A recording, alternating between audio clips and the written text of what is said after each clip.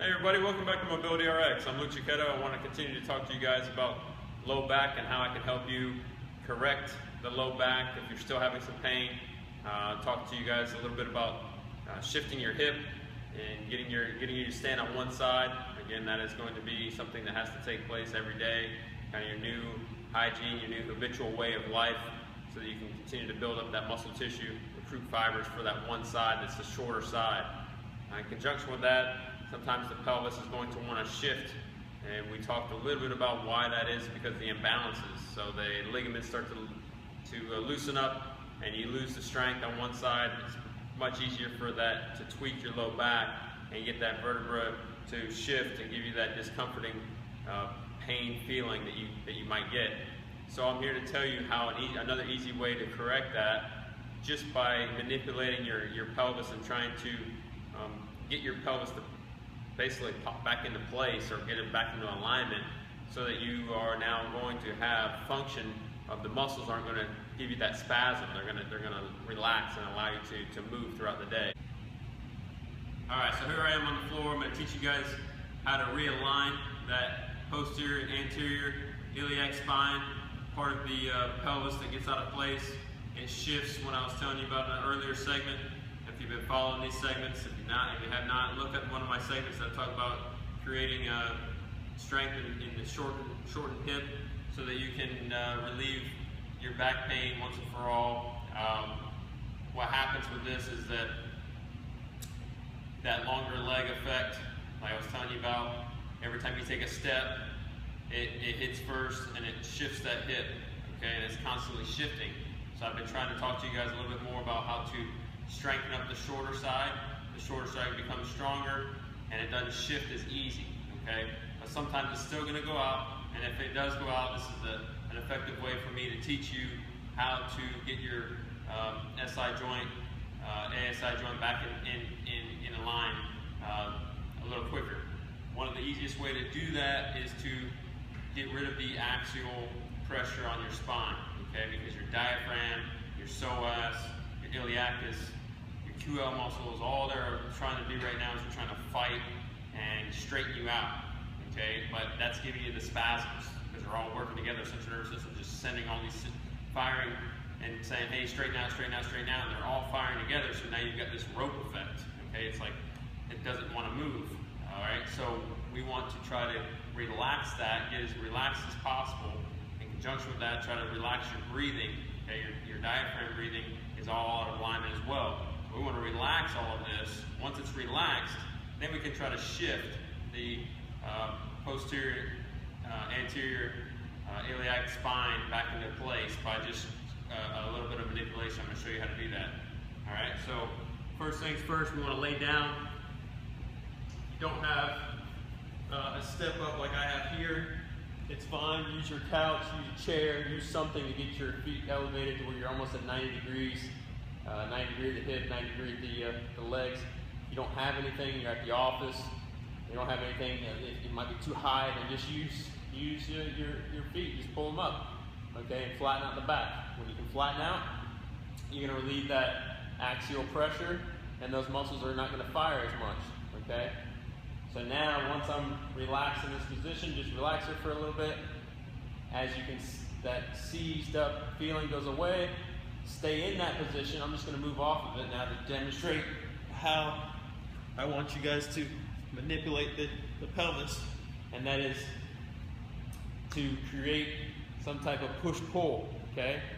When you're pushing down, okay, you're pushing one leg down, you're pulling one leg up. You got to hold one stable, and you want to pull one down, okay? It doesn't matter which way you start, because whichever way the pelvis is tilted, it's already in that position, so you're not going to hurt it anymore. So you can go with either way, and you can do it about a 5-second hold each way to try to isometrically contract that muscle, try to alleviate that, and try to get that pelvis to go back into the perfect alignment. Okay, so it looks similar to this here. I'm going to take one arm, stiff arm, my right arm. Okay, that's going to be the one that's going to pull up, and then my other arm's bent, my left arm's bent, holding onto my knee. That's the one that's going to push down. Okay, so I'm going to push and pull. I'm going to push and pull. As I'm going to hold that for about 5 seconds, and then I'm going to switch sides. I'm going to become very rigid on my left. I'm going to hold my right. I'm going to push and pull, push and pull, push and pull.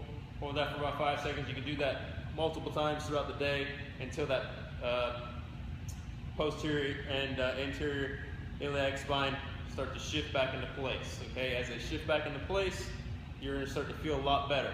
Okay, so now from a neuromuscular standpoint, the contract release standpoint, I'm going to show you how to release some of that psoas muscles and get into that diaphragm a little bit.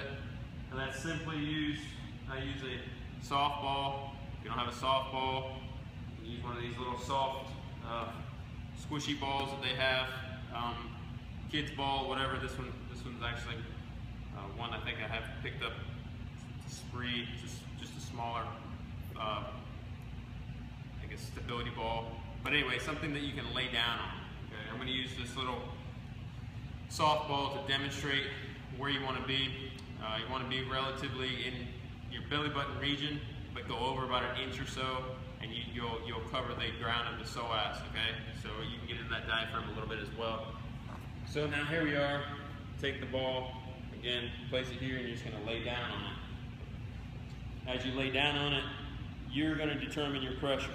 Okay, if it's too much, just come off of it a little bit. If it's not enough, lay down a little bit more on it.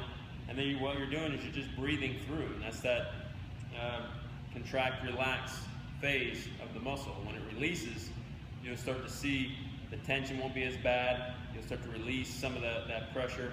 You'll get your diaphragmatic breathing back a little easier. Okay, you're not going to be such hunched over, and the central nervous system will start to figure out that you're feeling better. All right, so you're just going to sit here and breathe on it. And as I'm breathing, then I'm going to switch sides. Do like 5 seconds each side until you're comfortable. Okay, and then the next one I want to show you. I can show you with the ball too. So you take some type of a ball, and you can use a volleyball. You can use something that you can get your hands on that it's soft enough where you can lay down on it, but not too hard either.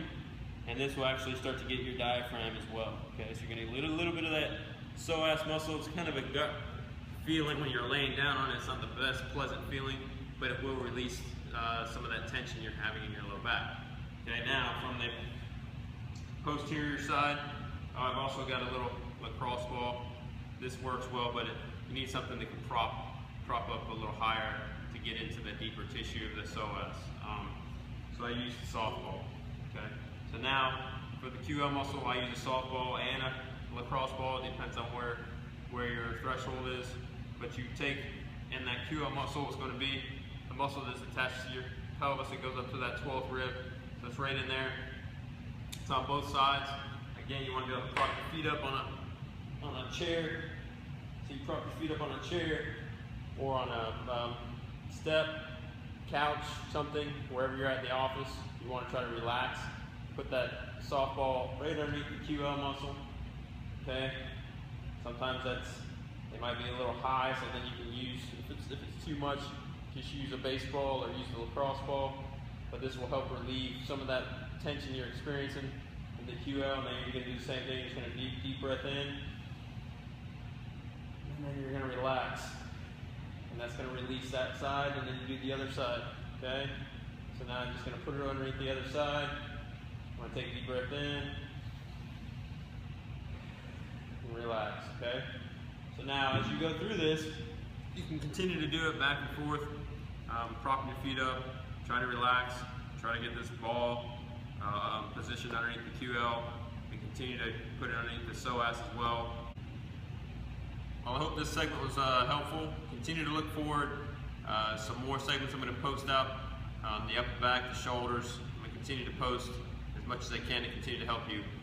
Thanks for watching. See you next time.